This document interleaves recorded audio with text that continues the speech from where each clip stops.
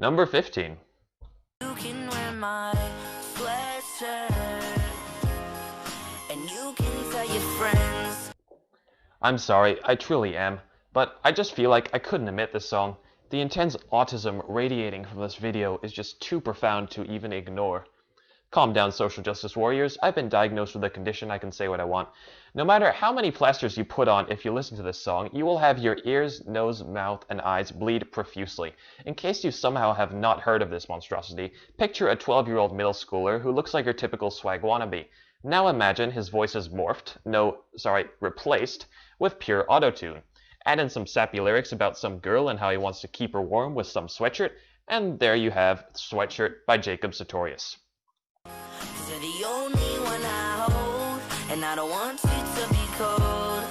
So baby, wear mine, and you can wear mine.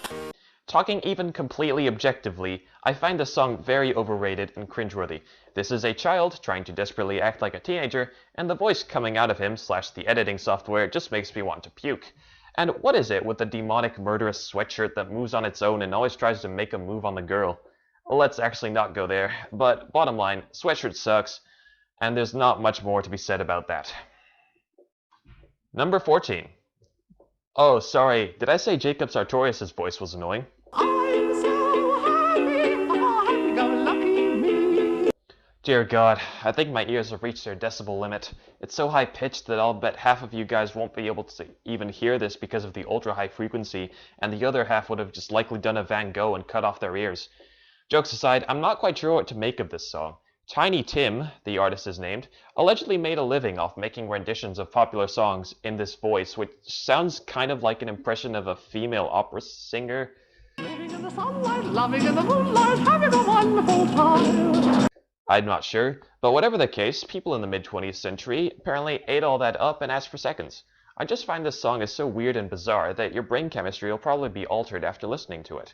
It's also managed to find its way into popular shows such as SpongeBob,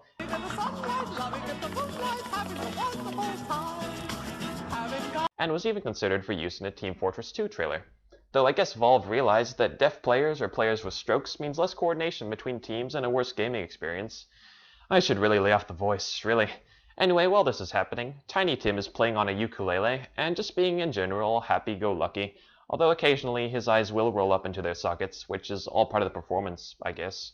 Just as free as any daughter, I do what I like, just what I like, and how I love it. By no means do I hate the song. It just weirds the shit out of me, and somewhat makes me back away from wherever it's played, and it makes me genuinely surprised how he managed to make a career out of this. But you know what? When you think about it, that's actually rather admirable. Good for him. Number 13. Hey, do you have an idea for a music video? We've tried including people of all ages. Hey, how about we do a music video with babies? Wow, great idea. Let's make them rednecks. Yeah.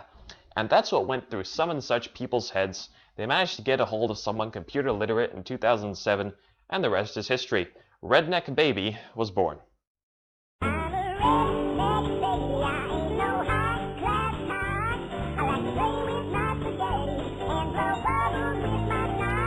Basically, what this is they try to recreate a baby's voice as if it were singing, then make it sing the most pointless and vapid lyrics about how it's a redneck instead of being high class because she's seemingly rowdy, I guess.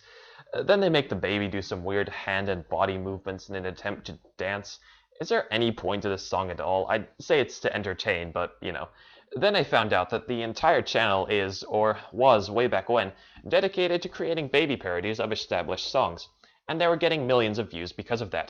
And this was in 2007. Seriously, they even parodied Tears for Fears one time.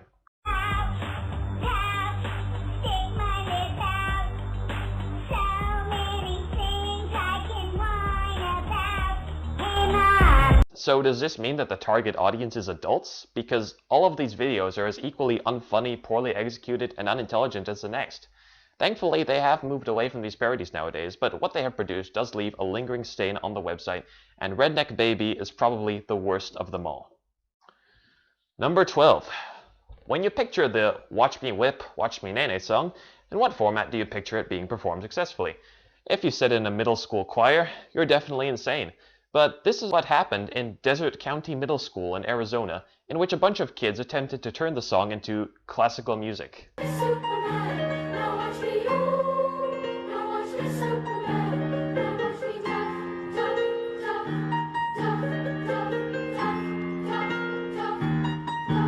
Just why? I first came across this post on Facebook under the tagline, "White people must be stopped," and after watching this, I might even agree. I think that this video is a driving force for recruitment for Black Lives Matter. Please can we just not embarrass ourselves like this? Please? I guess it's a bit too late for that now. The format of the video just comically opposes the original song, and it creates a hell of a cringeworthy mess.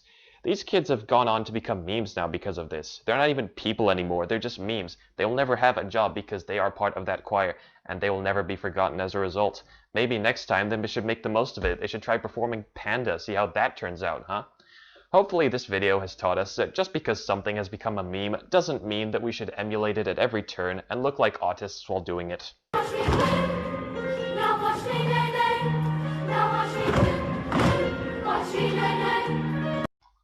Number 11. As you may have gathered from One Singapore, political songs can tend to be on the incompetent side, which is exactly what Britain's Coming Home is, in one word, incompetent. I will admit, I personally was in favor of Britain leaving the European Union, and was very glad when they decided to do so, but this song was unique in that it cut partisan lines and united everyone in its hatred for it. I think that this song hurt our chances more than it helped them, honestly.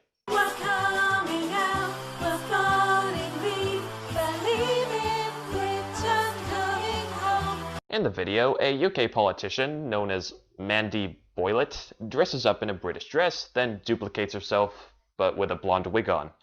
She then sings this rather simplistic song, outlining why a Brexit would be beneficial. But here's the problem. She cannot sing, not even close. The worst part is, she can't even harmonize with herself. Listen to how one time she sings a line, and then one time she just shouts it out, at the same time. Let's get out! And she butchers many other notes as well. More than just a star. All the while, you have a cheap green screen effect and a quote-unquote dance where she basically just sways from side to side and expects you to dance along with her. I guess. The Brexit dance, that's called.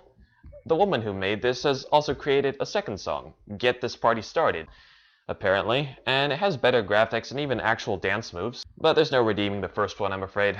Though the tune is kind of catchy, right? Oh wait, the tune isn't even original, just a parody of some English football anthem. It's coming home, it's coming, football's coming home. Also, there's a random appearance by some other British politician in the middle of the song, which disrupts it, but hey, it's bad enough as it is.